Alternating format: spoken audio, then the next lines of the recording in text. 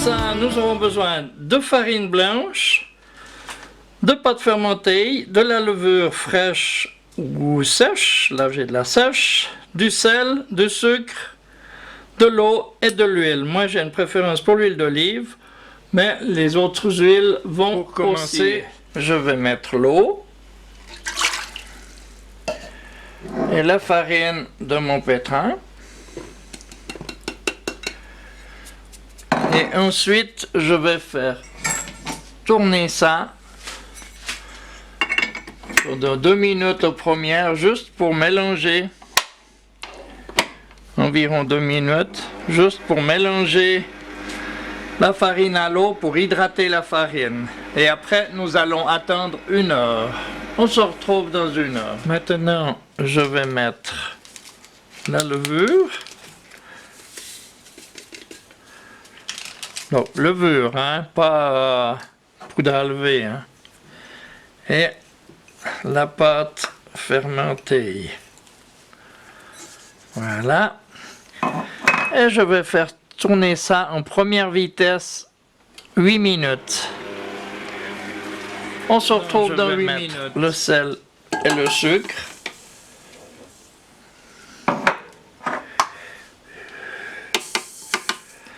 Et je vais faire tourner ça en deuxième vitesse 6 minutes.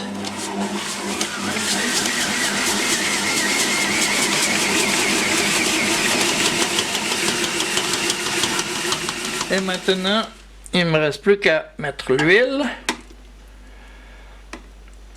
et faire tourner ça 3 minutes en deuxième vitesse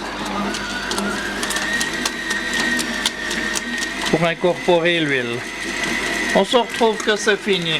Maintenant, notre pâte est prête. C'est une pâte qui est un petit peu ferme, hein? Mais on voit, elle est bien. Alors je la mets dans une bassine et je vais couvrir ça d'un linge pour 1 heure. On se retrouve dans 1 heure.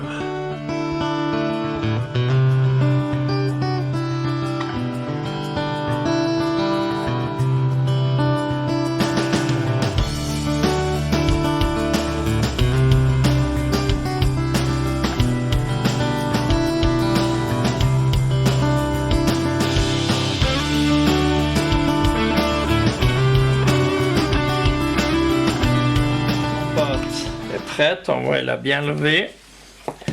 Alors je vais la prendre et je vais peser des morceaux d'environ 100 grammes.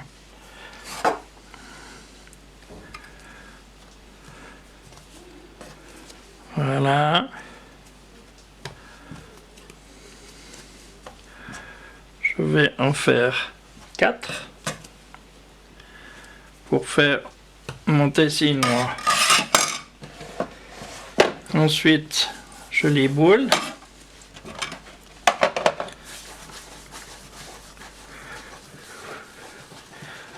Pour faire des belles boules, vous pouvez faire aussi, comme je vous ai montré dans d'autres vidéos, c'est un peu plus long, mais ça va tout aussi bien. Bien serré.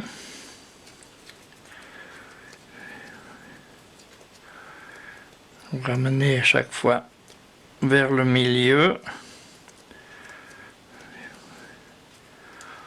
Et voilà, quand vous avez vos 4 boules, maintenant, avec les mains comme ça, vous les allongez légèrement, de façon à faire des boudins comme ça. Et on les met ensemble. Comme ça, j'ai préparé un papier sur ma planche pour pouvoir mieux l'enfourner tout à l'heure. Et voilà, je laisse comme ça et on va attendre 1 demi-heure. Entre temps, j'aurai couvert d'un linge, bien sûr. Entre temps, j'aurai préchauffé mon four à 200 degrés. Maintenant, mon tessinois est levé, je vais simplement le dorer.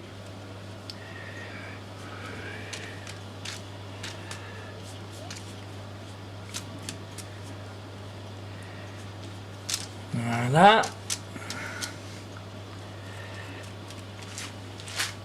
Et je vais le couper à l'aide d'un ciseau.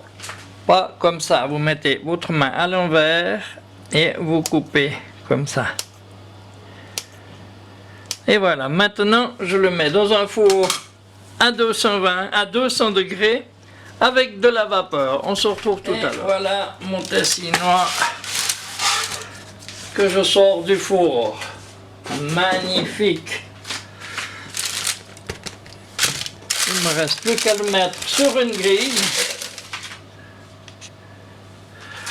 Voilà, pour le laisser refroidir. Alors, je vous dis à bientôt pour une prochaine vidéo. Là, je vais attendre qu'il refroidisse et le manger. J'en ai déjà l'eau à la bouche.